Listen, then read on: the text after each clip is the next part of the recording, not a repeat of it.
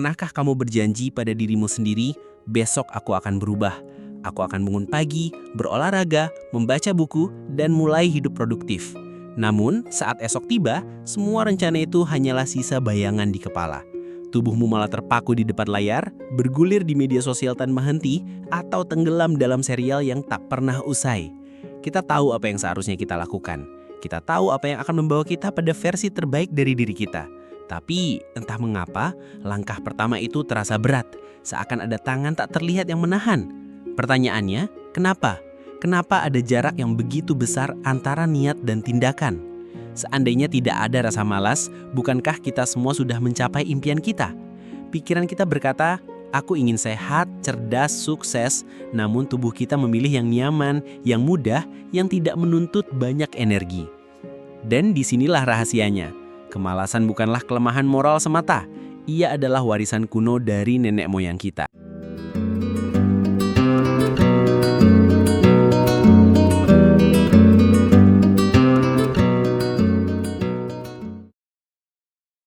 Mari kita mulai dari sebuah fakta yang jarang dibicarakan. Kemalasan bukan cacat pribadi, ia adalah fitur bawaan otak manusia. Ribuan tahun lalu, sebelum ada internet, kantor, atau bahkan pertanian, manusia hidup di dunia yang keras. Makanan langka, pemangsa ada di mana-mana. Setiap langkah keluar dari gua bisa berarti hidup atau mati. Energi di masa itu adalah mata uang paling berharga.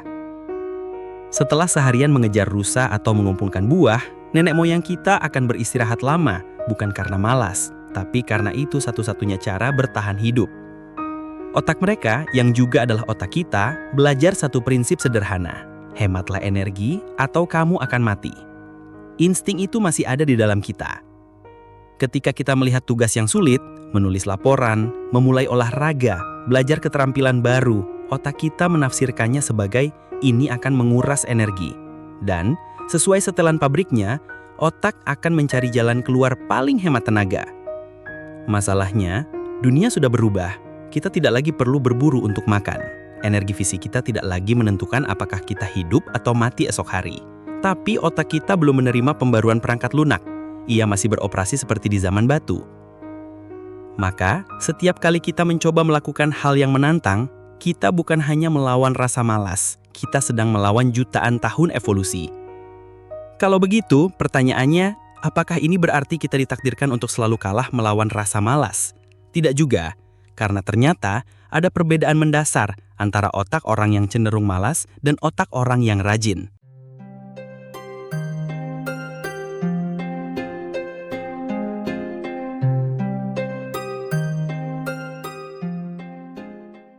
Penelitian menggunakan pemindaian otak menemukan hal yang menarik. Ketika seseorang yang rajin bersiap melakukan sebuah aktivitas, area premotor korteks di otaknya langsung menyala. Ini adalah pusat persiapan gerakan. Bagian otak yang memberi sinyal pada otot besar untuk mulai bergerak. Begitu area ini aktif, niat berubah menjadi aksi.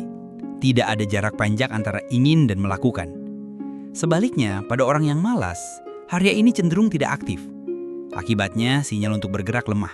Tubuh terasa berat. Pikiran mencari alasan untuk menunda. Niat itu menguap sebelum menjadi tindakan. Contoh ekstrimnya bisa kita lihat pada tokoh seperti Elon Musk. Pernah diceritakan bahwa ia bisa bekerja hingga 22 jam sehari. Apakah ia tidak punya rasa malas? Tentu punya. Tapi ada dua hal yang membuatnya tetap bergerak. Dorongan yang besar dan sistem penghargaan di otaknya yang bekerja dengan cara berbeda. Dan disinilah kita memasuki wilayah yang sangat menarik. Rahasia di balik dopamin, mata uang motivasi yang menentukan apakah kita akan bergerak atau tetap diam.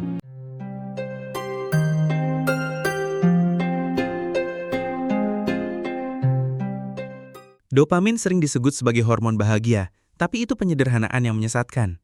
Fungsi utamanya bukan membuat kita bahagia, melainkan membuat kita mencari sesuatu yang kita inginkan. Bayangkan kamu memainkan sebuah permainan. Saat menang, kamu merasa puas, bahkan ingin bermain lagi. Itu dopamin yang bekerja. Ia memberi hadiah berupa rasa senang agar kamu mau mengulang perilaku tersebut. Pada orang yang rajin, dopamin muncul setelah menaklukkan tantangan, menyelesaikan proyek, mencapai target olahraga, menguasai keterampilan baru. Mereka secara tidak sadar kecanduan proses itu. Masalahnya, dopamin bisa dibajak oleh hal-hal yang menawarkan kepuasan instan. Scrolling media sosial, menonton video pendek, ngemil makanan manis, semuanya memberi dopamin cepat tanpa usaha besar. Ini yang disebut instant gratification. Otak yang sejak dulu suka hemat energi akan segera bertanya, kalau aku bisa merasa senang hanya dengan duduk dan menatap layar, untuk apa aku susah payah melakukan hal yang sulit? Kalau begitu, bagaimana kita merebut kembali kendali atas dopamin kita? Bagaimana kita membuatnya bekerja untuk kita, bukan melawan kita?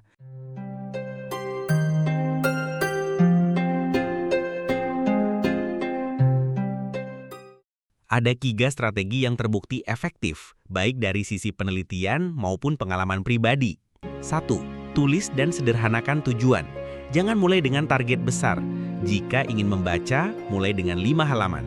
Jika ingin olahraga, mulai dengan 10 menit.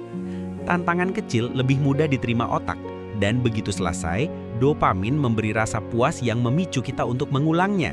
2. Gunakan Parkinson's Law. Aturan ini mengatakan pekerjaan akan meluas untuk mengisi waktu yang tersedia. Jadi, beri batas waktu ketat untuk tugasmu. Baca 5 halaman sebelum jam 8 pagi. Kerjakan tugas dalam 20 menit bukan 2 jam. Rasa terdesak ini mengaktifkan fokus dan energi yang biasanya tertidur. 3. Latih akuntabilitas diri. Saat rasa malas menyerang, kurangi skala tugas, tapi jangan batalkan. Jika 5 halaman terasa berat, bacalah 1 paragraf saja. Prinsipnya tetap bergerak sekecil apapun langkahnya. Tetapi semua ini hanya akan berhasil jika kita memahami satu konsep terakhir, sesuatu yang menentukan apakah perubahan ini bertahan seumur hidup atau hanya seminggu.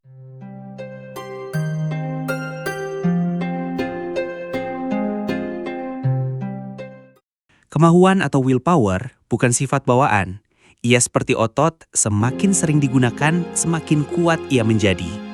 Setiap kali kita memaksa diri melakukan hal yang menantang, kita sedang melatih otot ini. Setiap kali kita menolak kesenangan instan demi tujuan jangka panjang, otot ini tumbuh sedikit lebih besar. Lama-kelamaan, perlawanan dari otak akan melemah. Kita mulai terbiasa dengan rasa tidak nyaman. Dan di titik itu, produktivitas bukan lagi perjuangan, melainkan kebiasaan. Kita semua mewarisi otak yang sama, otak yang lebih suka beristirahat, otak yang mencari jalan termudah. Tapi kita juga mewarisi sesuatu yang lebih besar, kesadaran, kemampuan untuk memilih. Dan setiap pilihan kecil yang kita buat hari ini adalah batu bata yang membangun versi diri kita di masa depan.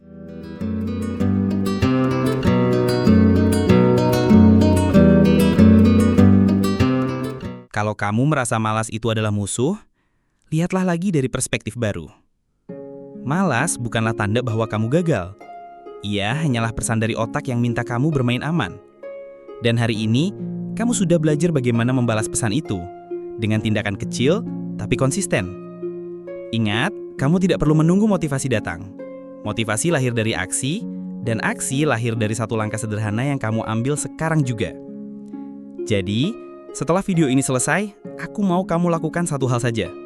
Pilih satu tugas yang sudah lama kamu tunda, kecilkan skalanya, dan kerjakan sekarang. Tidak nanti malam, tidak besok, sekarang. Karena kalau kamu bisa menaklukkan rasa malas hari ini, besok kamu akan menaklukkan yang lebih besar lagi. Dan kalau video ini membuatmu melihat rasa malas dengan cara yang berbeda, tekan tombol like, share ke temanmu yang butuh dorongan, dan subscribe supaya kita bisa belajar hal-hal seperti ini bersama. Kita bertemu lagi di video berikutnya. Ingat, musuh terbesarmu bukan waktu, bukan dunia luar, tapi dirimu yang menunda.